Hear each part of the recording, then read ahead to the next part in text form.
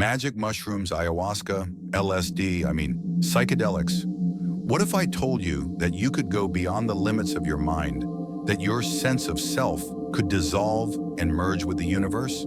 Sounds magical, doesn't it? But behind this experience lies a very concrete science. The word psychedelic comes from two ancient Greek words, psyche, meaning mind or soul, delic, meaning to make visible, to reveal.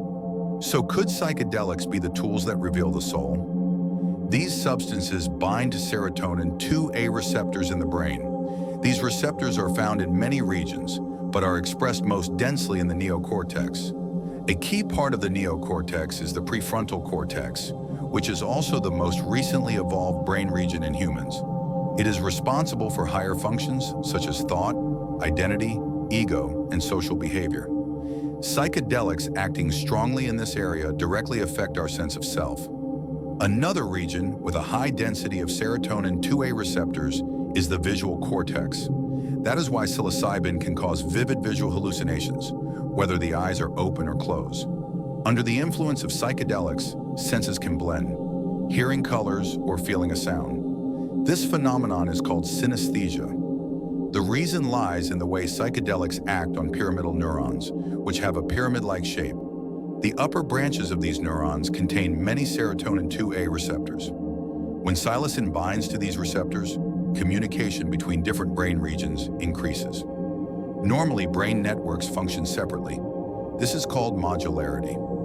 Under psychedelics, this separation decreases and global connectivity increases. As a result, neurons related to hearing, vision, memory, and thought form many more connections, allowing brain regions that usually don't talk to each other to communicate in a unified way. This increase in global connectivity blurs the boundary between self and other, leading to ego dissolution. A person may no longer feel like an isolated individual, but rather as part of nature, other people, or even the universe itself. In daily life, we often see ourselves as the center of everything. A psychedelic experience loosens this perspective, reminding us, I am a note in the symphony, not the whole song. It brings forward the sense of being part of life's molecular continuity.